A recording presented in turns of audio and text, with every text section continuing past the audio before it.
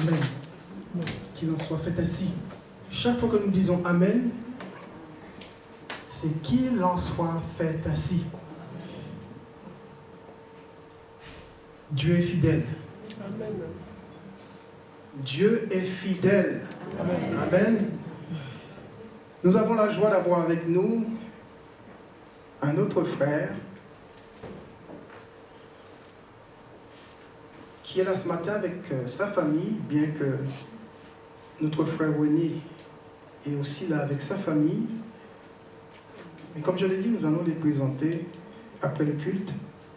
Donc nous avons notre frère Vijay qui est là avec nous ce matin et à qui le Seigneur a confié une parole pour chacun d'entre nous. Vous êtes sûr que le Seigneur va vous parler ce matin? Vous croyez que le Seigneur va vous parler ce matin? Certainement, il a déjà commencé à le faire. Au travers de tout ce qui a été dit, de tout ce qui a été fait, si nos cœurs ont été disposés, eh bien, je suis convaincu qu'on a entendu la voix de l'Esprit. Amen. Donc je vais demander à Vijay de bien vouloir s'approcher pour nous apporter le conseil de la part du Seigneur.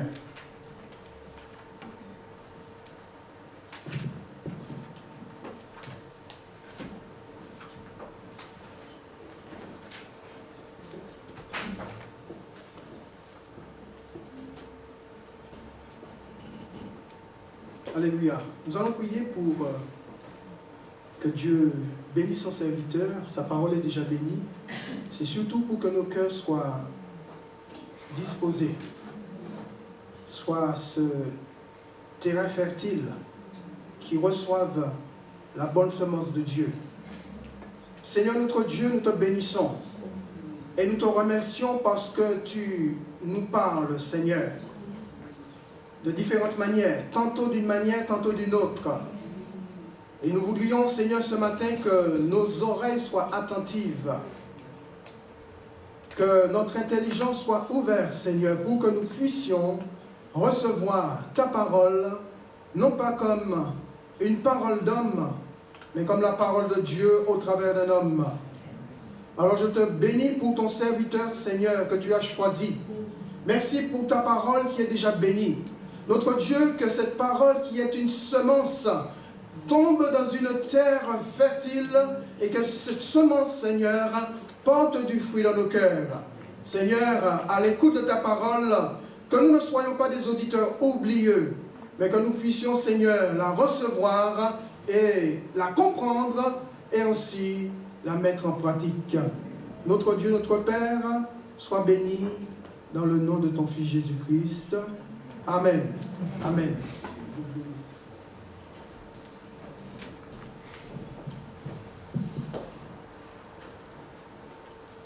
Bonjour mes frères et sœurs. Bonjour. Est-ce que vous allez bien? Amen. Amen. Ah, c'est un petit amen là. Est-ce que vous allez bien? Amen. Amen. Amen. Notre Dieu est un Père aimant. Il nous aime et il désire que ses enfants aillent bien. C'est pour ça qu'il insiste à travers sa parole en disant « Réjouissez-vous toujours ». Amen. Amen. Toujours dans le Seigneur.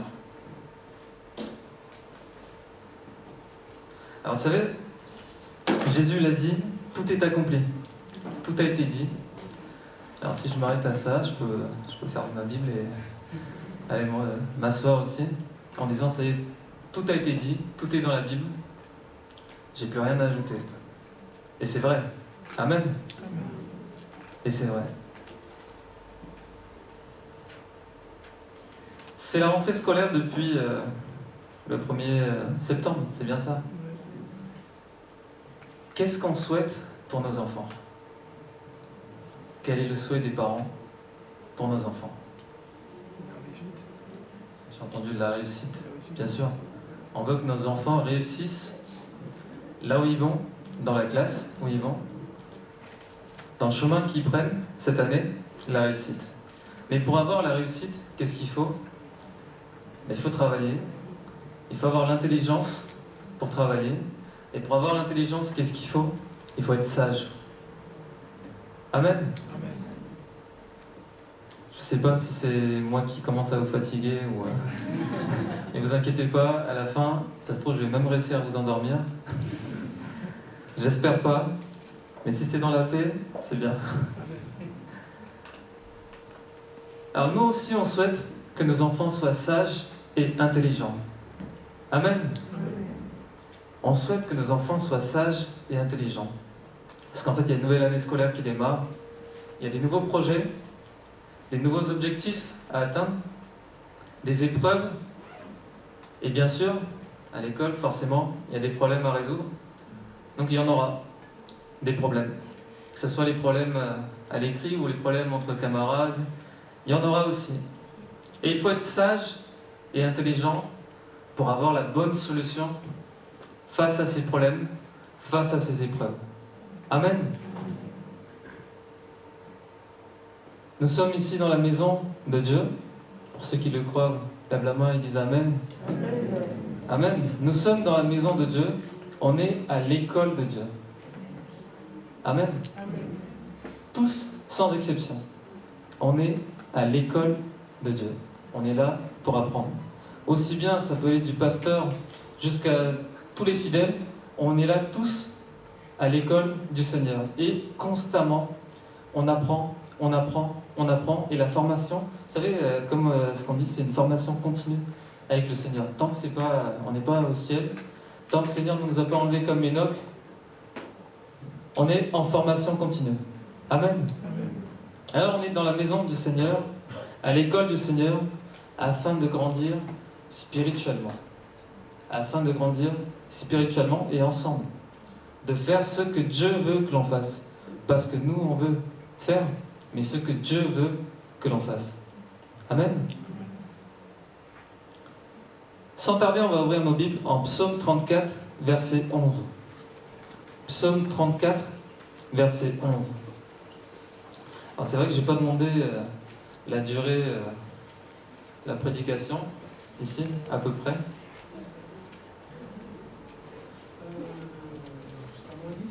Jusqu'à moins 10. Ça va, j'ai le temps. Merci, pasteur. Psaume 34, verset 11. Psaume 34, verset 11.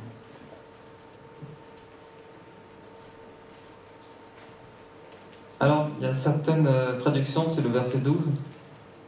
On peut lire ceci. « Venez, mes fils, écoutez-moi, je vous enseignerai la crainte de l'Éternel. » Amen. « Venez, mes fils, écoutez-moi, je vous enseignerai la crainte de l'Éternel. » Alors, quand on regarde bien ce verset, on voit 3 verbes distincts.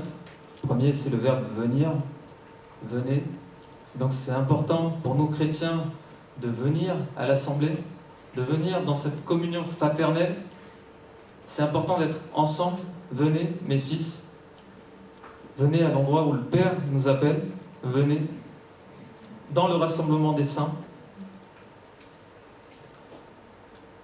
Nous sommes, pour ceux qui ont accepté le Seigneur comme Jésus-Christ, comme son Sauveur et Seigneur, nous sommes co-héritiers avec Christ.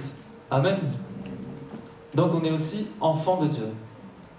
Donc ce verset nous concerne vraiment comme si c'est Dieu qui nous parle, qui nous dit « Venez mes fils, venez mes enfants, je vous enseignerai la crainte de l'Éternel. Venez mes fils. » Deuxième verbe, c'est « écoutez-moi ». Alors, je vous rassure, on n'est que à l'introduction. On va démarrer les points après. Là, c'est juste l'introduction. Deuxième verbe, c'est « écoutez-moi ». Et c'est important d'être à l'écoute du Seigneur. Vous savez, bien souvent, quand on prend ce temps de prière avec le Seigneur, on a une liste, on déroule toute la liste. Parfois, cette liste peut durer 1 heure, 2 heures, mais on ne prend pas ce temps d'écoute avec le Seigneur. Ce temps de silence où on s'arrête et on laisse le Seigneur nous parler. Et c'est important. Venir et ensuite écouter. Écouter le Seigneur. Pendant ce temps d'écoute, c'est aussi un temps de méditation de la parole. C'est aussi un temps où on discerne ce qui est annoncé afin de prendre ce qui est bon et agréable devant Dieu. Et le troisième verbe, c'est le verbe enseigner. C'est le verbe enseigner. Donc là, on parle de l'enseignement de la crainte de l'Éternel.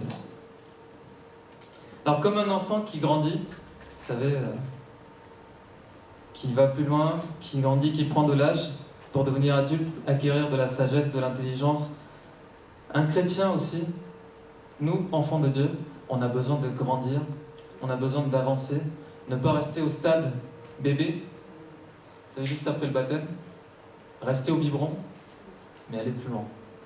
Aller plus loin dans la nourriture, aller plus loin dans le Seigneur, grandir dans le Seigneur. Et pour ça, on a besoin d'être instruit. Non?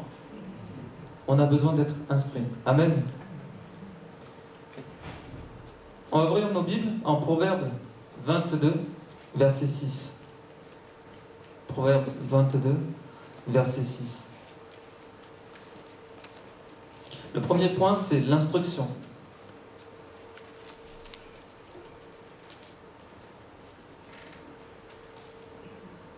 Proverbe 22, verset 6. Instruis l'enfant selon la voie qu'il doit suivre, et quand il sera vieux, il ne s'en détournera pas. Amen.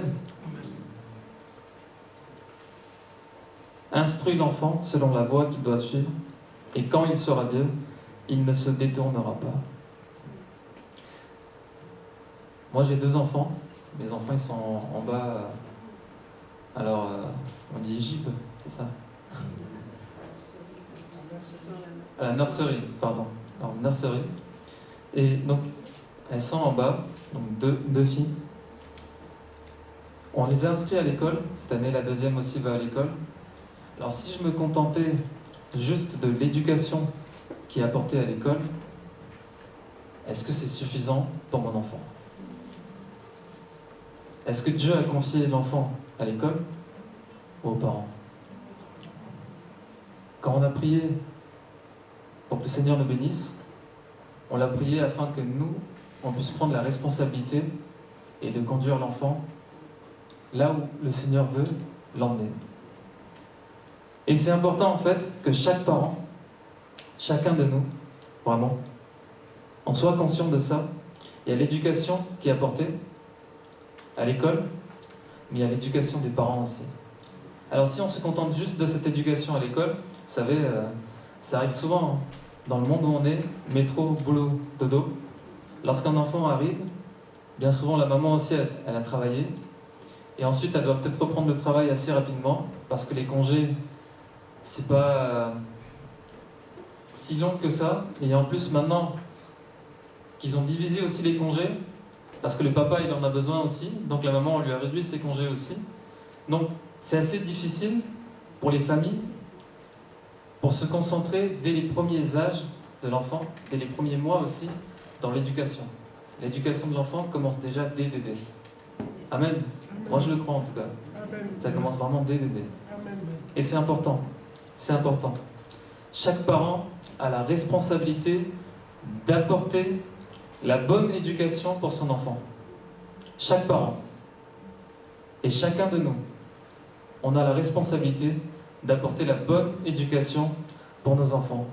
Si c'est, comme je vous l'ai dit tout à l'heure, dans ce monde de métro, boulot, dodo, on a l'enfant, au bout de quelques temps, si c'est pour confier à la crèche, ensuite ailleurs, et si c'est pour compter sur les autres, pour que les autres puissent apporter l'éducation pour notre enfant,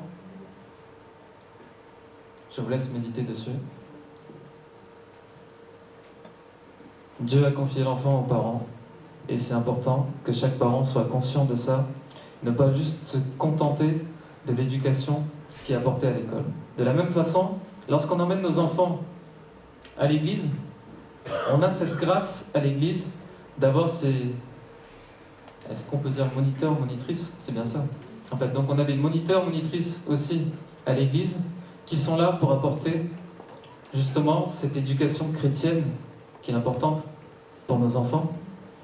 Mais est-ce qu'on peut se contenter juste de ce que l'Église peut faire pour nos enfants et dire ça c'est apporté par l'église, ça c'est apporté à l'école,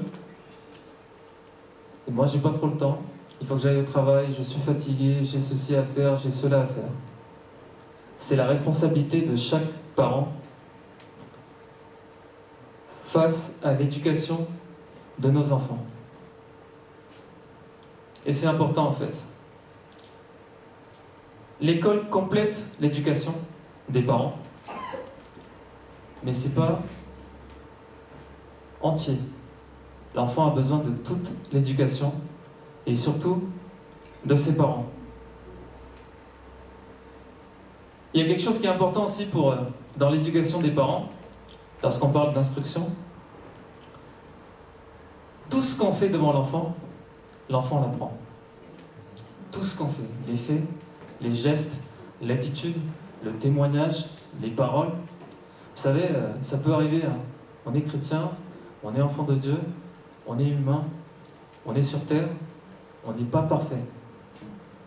Et ça peut arriver que parfois, il y a des choses dans nos églises qui peuvent nous attrister.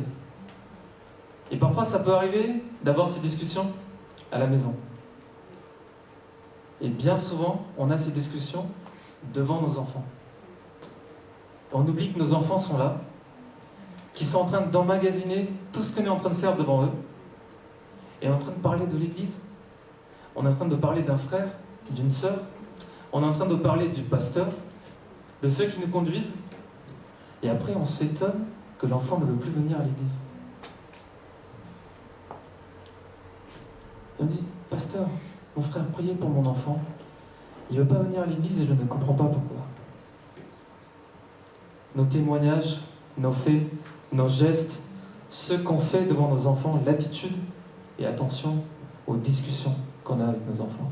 Vous savez, il y a tellement d'émissions aussi à la télé, tous ces divertissements qui ont l'air intéressants. Et parfois on dit oui, c'est juste un moment où on va souffler, on va laisser regarder, et ça va, il n'y a pas de symbole en bas qui nous dit moins de 10, moins de 8, on peut y aller. Et on laisse nos enfants regarder aussi. Et là, on voit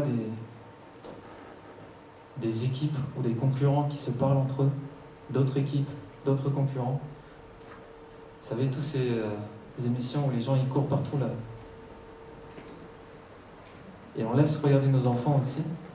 Et on voit que ces gens se parlent entre eux avec des mots qui ne sont pas appropriés, avec des faits et des gestes qui ne sont pas appropriés. Et on s'étonne que l'enfant, derrière, apprend aussi certaines choses. Et c'est important en fait. C'est important. Vous savez, récemment, je vois aussi il y a une pub d'une très bonne marque. On voit des images, pour moi, qui sont assez violentes, de certaines montres. Et il y a une pub qui passe assez récemment, ces derniers temps. Et pour montrer que cette montre, elle tient, ils vont nous montrer des images qui sont assez violentes quand même. On voit des gens qui tombent, des gens qui se poussent, des gens qui... Et cette violence, dans ces images-là, on ne s'en rend pas compte.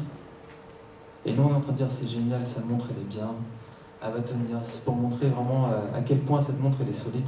Mais l'enfant est en train d'emmagasiner quelque chose qui n'est peut-être pas bon pour lui. Et c'est important, en fait.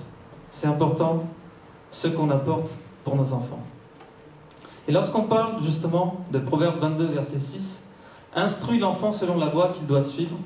Quand il sera vieux, il ne s'en détournera pas. » Ce verbe « instruire », c'est quelque chose qui est très important. C'est important. Alors, j'essaie de comprendre vraiment ce verbe, prendre la définition de ce verbe. Qu'est-ce que instruire ? Premièrement, c'est donner des connaissances. C'est apporter des connaissances. Apporter des renseignements. Augmenter le savoir de quelqu'un. Augmenter l'expérience de quelqu'un. Quand on instruit un enfant, on est en train de lui apporter des savoirs, des renseignements. On est en train de lui augmenter son savoir, l'expérience. Donc on est en train de l'enseigner, on est en train d'éduquer l'enfant. Amen. Vous êtes encore là, hein ? Amen. Amen, je ne suis pas perdu. Ensuite, pour instruire, et une autre définition d'instruire, c'est former. Former l'esprit de quelqu'un. Lorsqu'on parle d'instruction, d'instruire, on parle de former l'esprit de quelqu'un. Ça veut dire façonner l'esprit de quelqu'un, forger l'esprit de quelqu'un. Donc lorsqu'on apporte cette instruction pour nos enfants, ces instructions, on est en train de façonner l'esprit de nos enfants avec l'aide de Dieu. Amen. On est en train de façonner, de forger l'esprit de quelqu'un, constituer pour lui un enseignement. Et il y a des verbes, justement des synonymes par rapport à ça, c'est avertir, initier et façonner. Ensuite, pour instruire, une autre définition, c'est informer quelqu'un. Informer, le mettre au courant de quelque chose. Donc, c'est-à-dire annoncer, aviser, faire savoir, signaler, l'avertir aussi d'un danger. Lorsqu'on instruit nos enfants, on est en train de l'avertir des dangers de ce monde. Amen. Alors, une question pour nous tous. Comment on peut instruire quelqu'un si nous, on n'a pas cette connaissance avant? Comment un parent, un papa, une maman, un frère, une sœur, comment on peut instruire, apporter cette connaissance si nous, on ne prend pas cette connaissance d'abord? Comment voulons-nous, tous ensemble, instruire nos enfants si nous, on ne passe pas ce temps avec le Seigneur, si on ne passe pas ce temps pour méditer la parole, si on ne passe pas ce temps avec le Seigneur pour emmagasiner justement tout ce que le Seigneur est en train de nous dire. Si on ne prend pas ce temps à écouter le Seigneur. À écouter le Seigneur. Comment pouvons-nous instruire, former nos enfants, apporter des renseignements si nous-mêmes, on ne les a pas? Comment on peut le faire?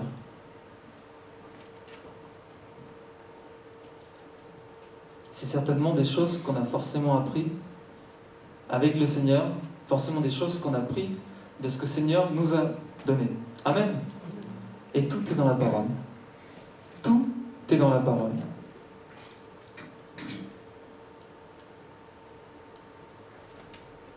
Romains 12, verset 2.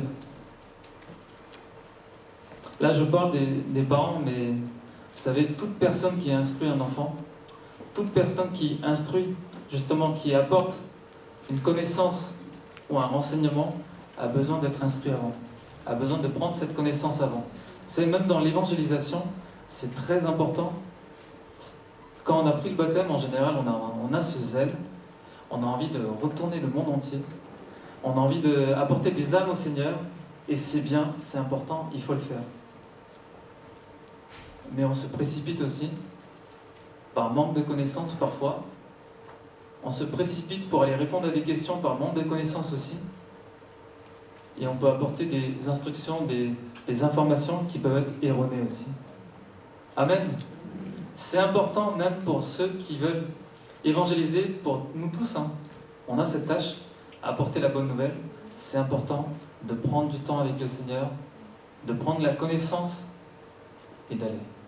Demander l'aide du Seigneur et d'y aller. Romains 12, verset 2. Romains chapitre 12, verset 2. Ne vous conformez pas au siècle présent, mais soyez transformés par le renouvellement de l'intelligence, afin que vous discerniez quelle est la volonté de Dieu, ce qui est bon, agréable et parfait.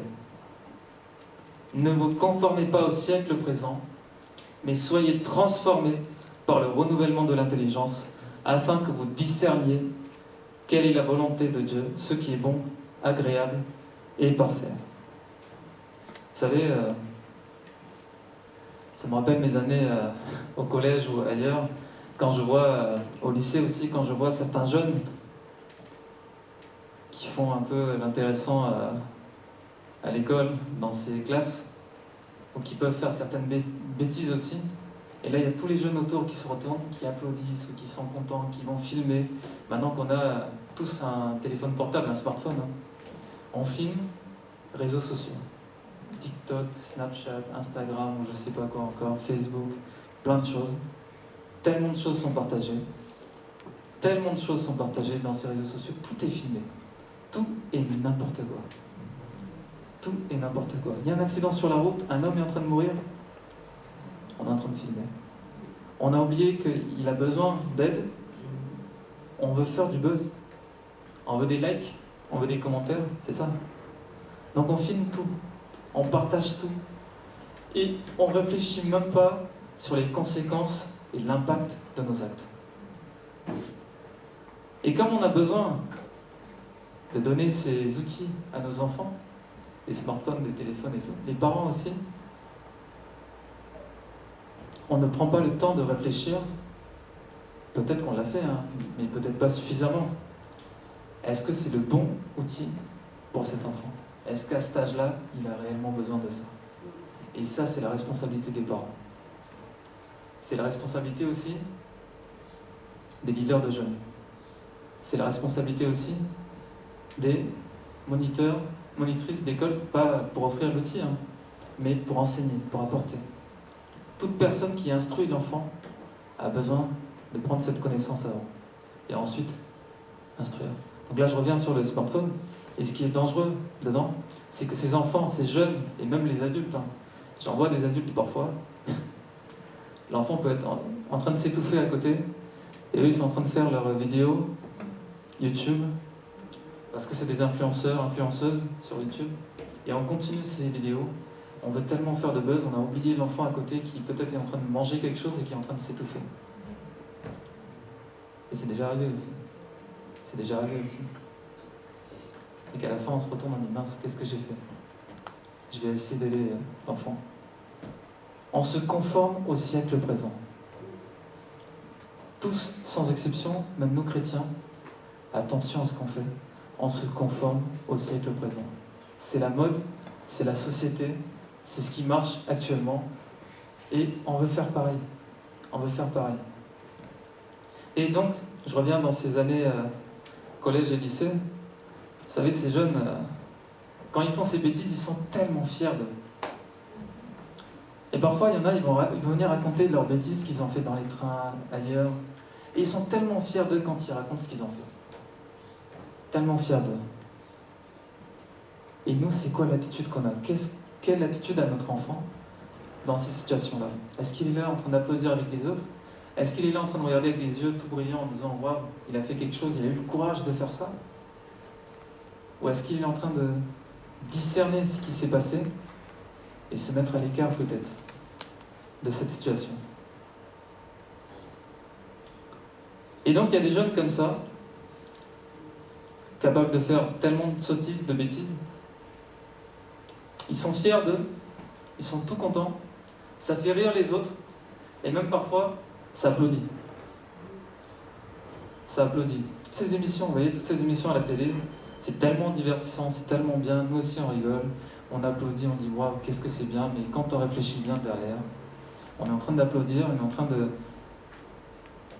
acquiescer quelque chose qui n'est pas bon et agréable selon la parole de Dieu.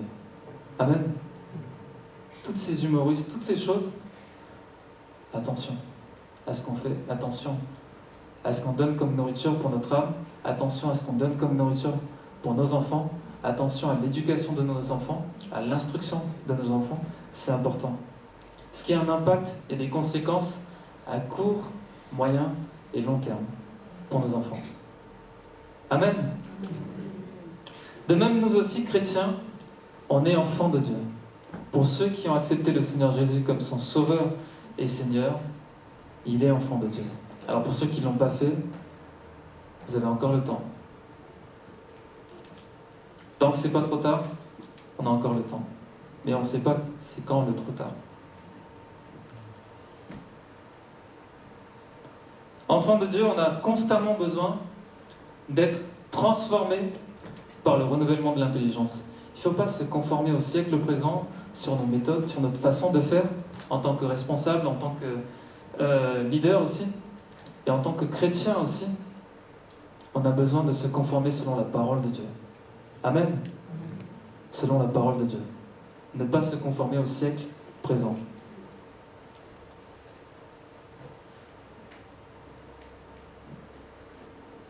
Sinon, on est comme dans Matthieu 15, verset 14. On sera comme ces personnes-là dans Matthieu 15, verset 14.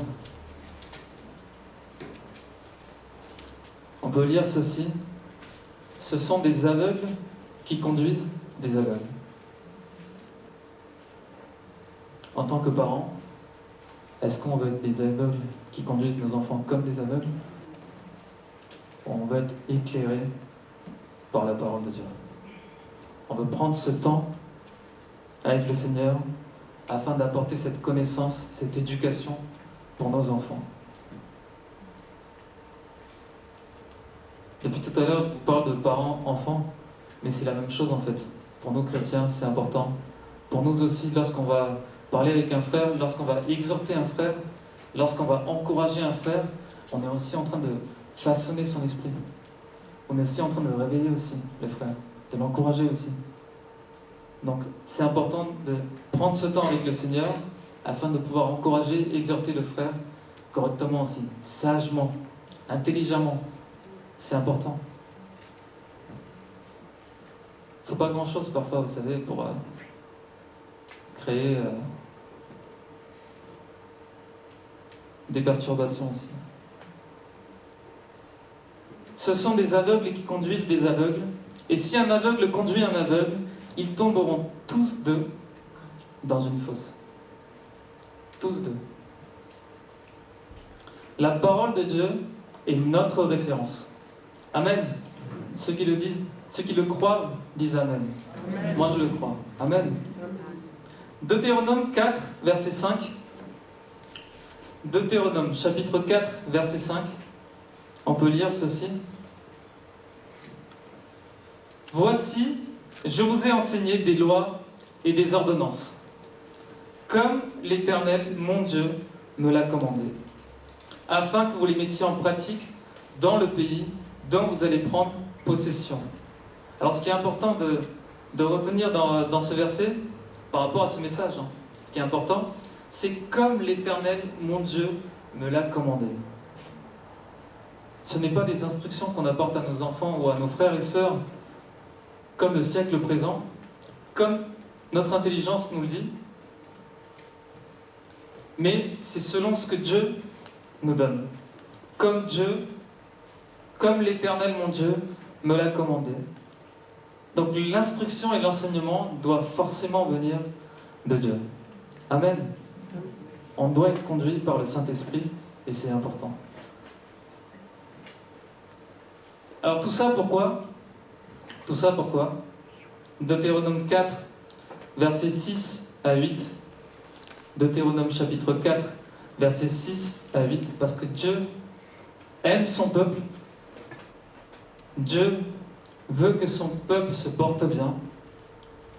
On peut lire ceci.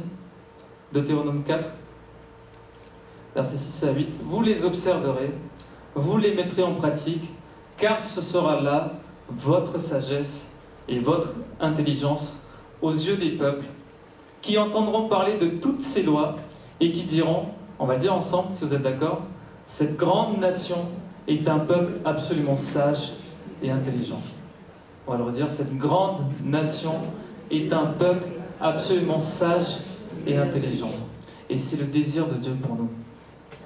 Dieu veut que son Église, ses enfants, soient des enfants sages et intelligents. Amen. Des enfants sages et intelligents. Psaume 111, verset 10. On peut lire ceci.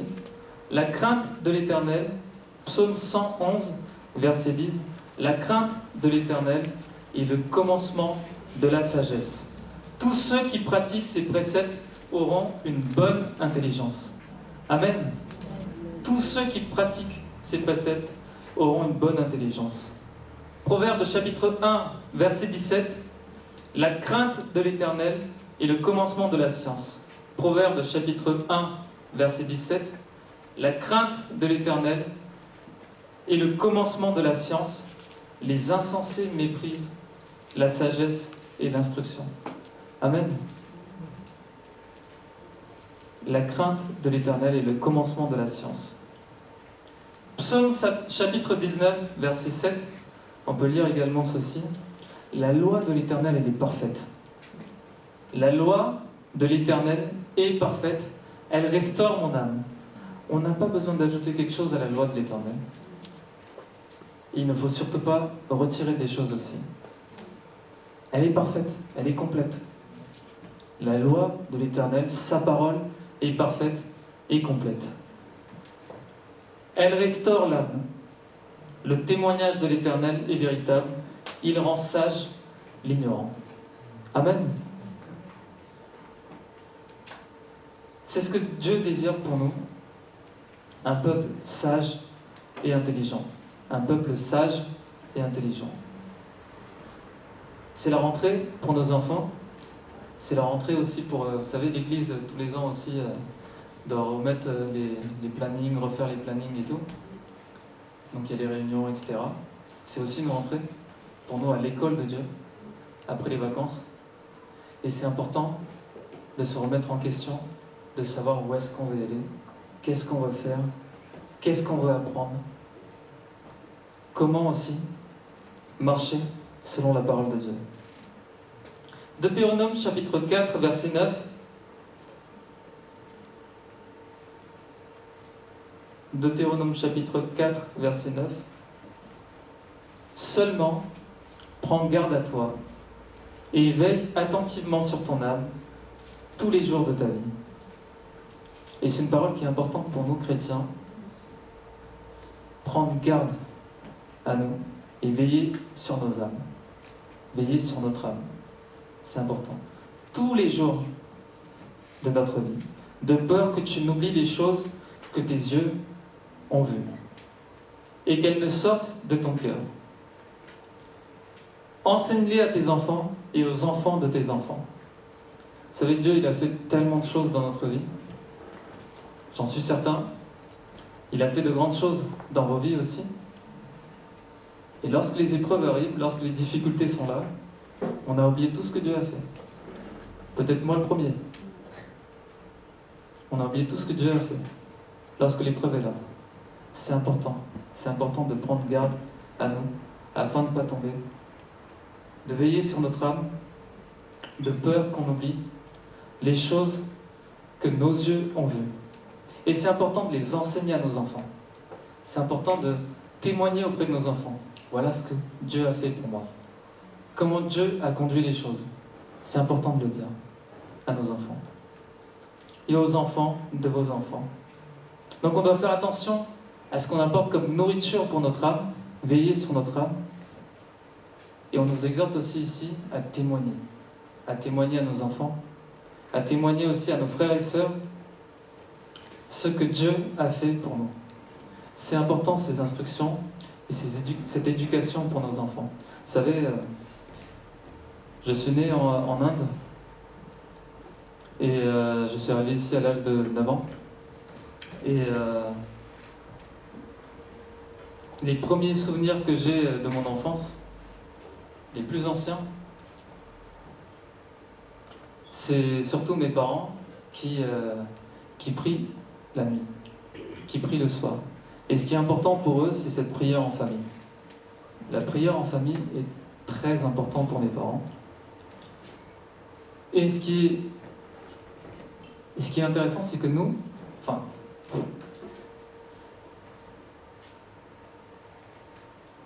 ce qui est intéressant de voir, c'est que vraiment, les enfants, parfois, on peut être fatigués.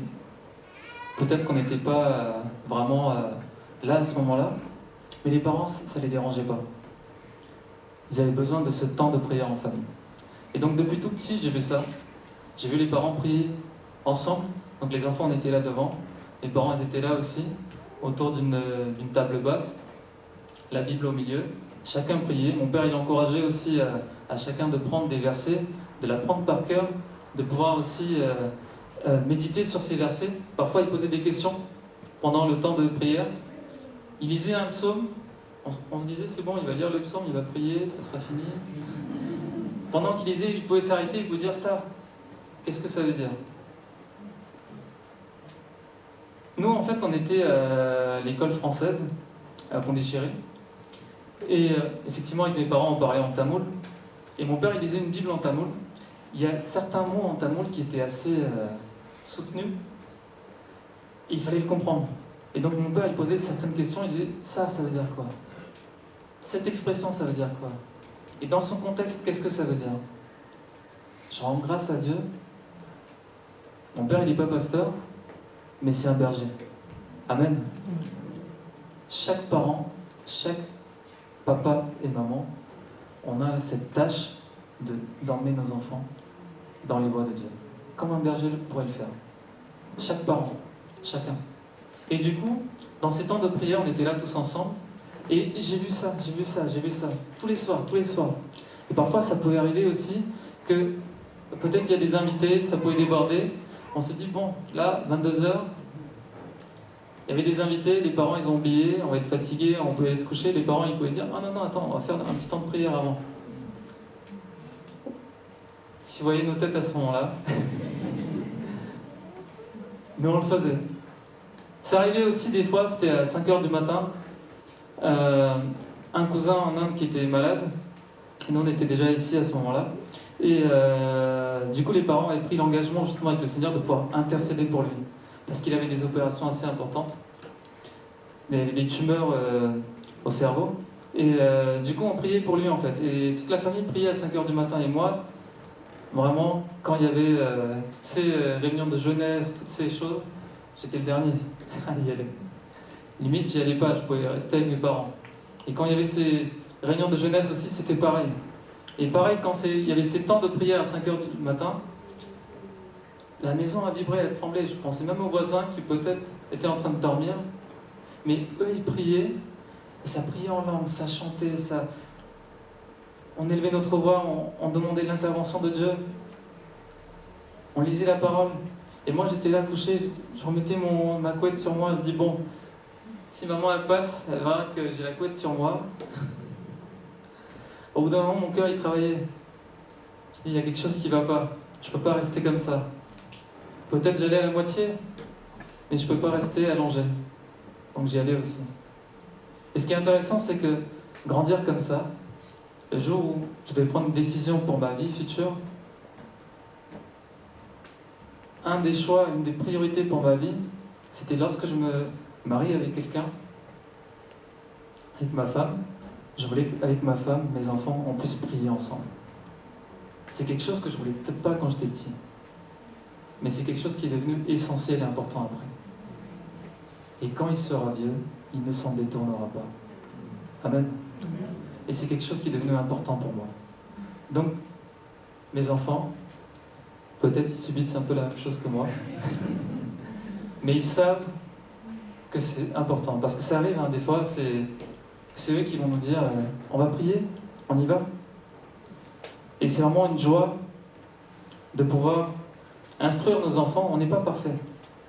Si on était parfait, on serait peut-être comme Enoch, enlevé avec le Seigneur. On n'est pas parfait. Alors je ne dis pas qu'Enoch est parfait. Dieu seul le sait.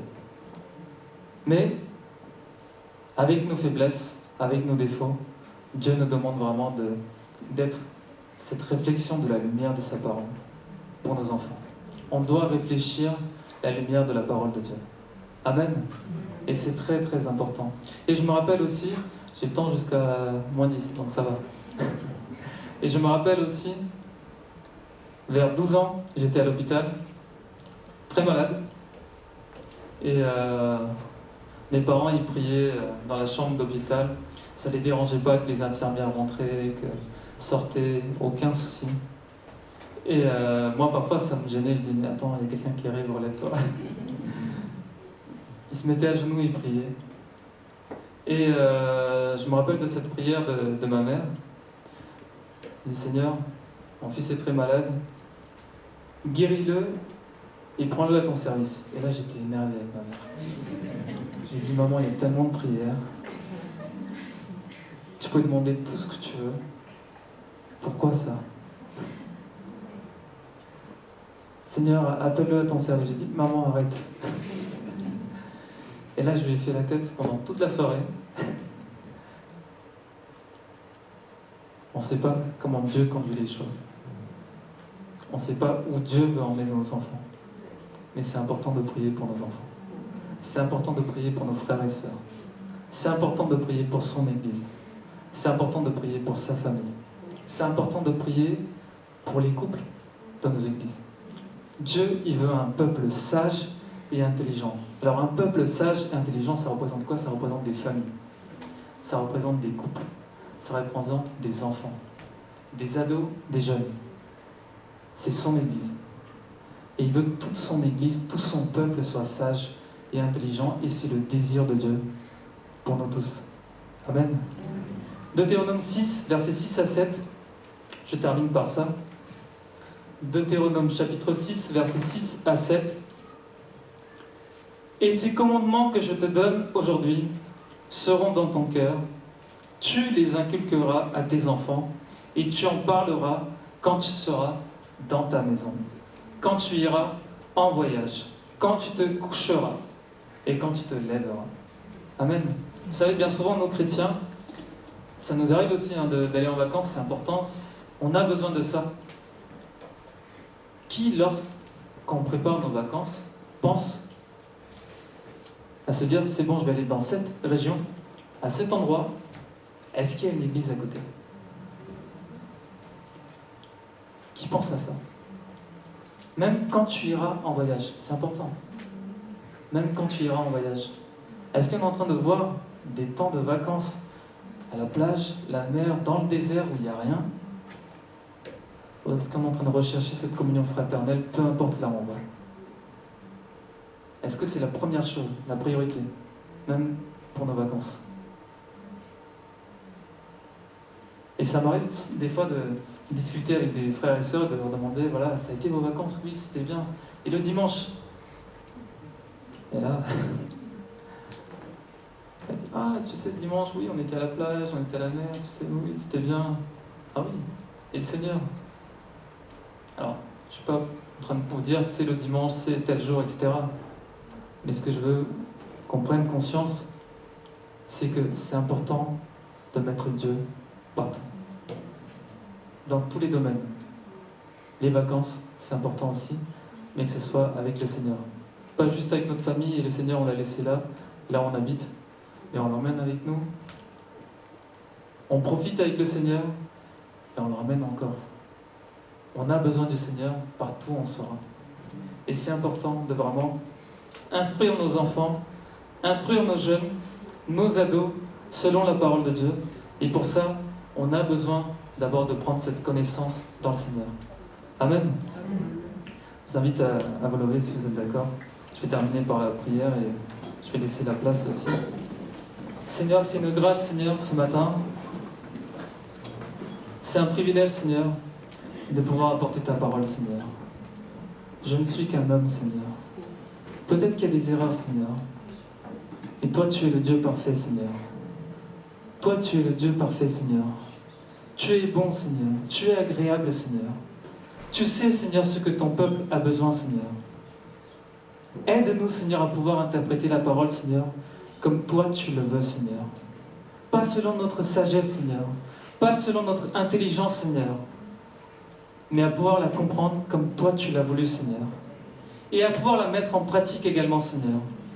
À ne pas discuter avec ta parole, Seigneur, mais à la mettre en pratique, Seigneur. Aide-nous, Seigneur, à pouvoir être obéissants, Seigneur, à ta voix, Seigneur. Aide-nous, Seigneur, à avoir cette sagesse, Seigneur, cette intelligence, Seigneur, pour cette nouvelle année, Seigneur, qui arrive, qui est là, Seigneur. Pour nos enfants, Seigneur, à l'école, Seigneur. Pour nos enfants, Seigneur, à la maison, Seigneur. Pour nos enfants, Seigneur, lorsqu'ils sont à l'église, Seigneur. Lorsqu'on est avec la famille, Seigneur. Avec les voisins, les proches, les amis, Seigneur. Pour nous également, Seigneur. Partout où on sera, Seigneur. Même pendant les périodes de vacances, Seigneur. Qu'on puisse te donner la première place, Seigneur. Aide-nous, Seigneur. On a tant besoin de toi, Seigneur Jésus. On a tant besoin de toi, Seigneur. Et tu l'as promis, Seigneur, dans ta parole, Seigneur. Et tu l'as dit, Seigneur, que jusqu'à la fin des temps, Seigneur, tu seras là avec nous, Seigneur. Tu n'es pas un Dieu qui nous abandonne, Seigneur. Tu n'es pas un Père, Seigneur, qui nous laisse orphelins, Seigneur. Mais tu prends soin de nous, Seigneur. Tu nous prends dans tes bras, Seigneur. Tu nous accueilles, Seigneur. Et tu es toujours prêt, Seigneur, à nous pardonner, Seigneur. Si nous sommes tombés, Seigneur, que nous puissions avoir cette sagesse, Seigneur, de pouvoir revenir à toi. Tu l'as dit dans ta parole, Seigneur, que lorsqu'on manque de sagesse, Seigneur, on peut le demander à toi, Père. Et tu nous le donnes, Seigneur. Ce matin, on te demande cette sagesse, Seigneur. Donne-nous la sagesse, Seigneur, de pouvoir toujours tourner nos yeux vers toi, Seigneur. Donne-nous cette sagesse, Seigneur, de pouvoir être intelligent comme toi tu le demandes, Seigneur. Pas selon le monde, Seigneur. Pas selon ce siècle présent, Seigneur. Mais selon ta parole, Seigneur. Et aide-nous, Seigneur, à pouvoir avoir cette sagesse, Seigneur, à pouvoir mettre en pratique ta parole, Seigneur Jésus. Merci pour toutes choses, Père. Seigneur, ce matin, Seigneur, tu connais le cœur, Seigneur, les cœurs, Seigneur, de mes frères et sœurs ici présents, Seigneur. Tu connais leurs besoins, Seigneur. Tu sais, Seigneur, ceux qui ont besoin d'être transformés, Seigneur. Ceux qui ont besoin d'être touchés, Seigneur. Là où ils ont besoin de délivrance, Seigneur. Toi seul es capable de le faire, Seigneur. Ce n'est pas un homme, Seigneur, mais c'est toi qui es capable de le faire, Seigneur. Et ce matin, Seigneur, je te supplie, Seigneur. Je prie pour mes enfants, Seigneur, pour mes frères et sœurs, Seigneur, ici présents, Seigneur. Pour nos enfants, Seigneur, pour nos jeunes, Seigneur. Conduis-nous, Seigneur. Conduis les couples, Seigneur, de ton Église, Seigneur. Bénis les familles, Seigneur. On a besoin de bénédiction, de ta présence, Seigneur.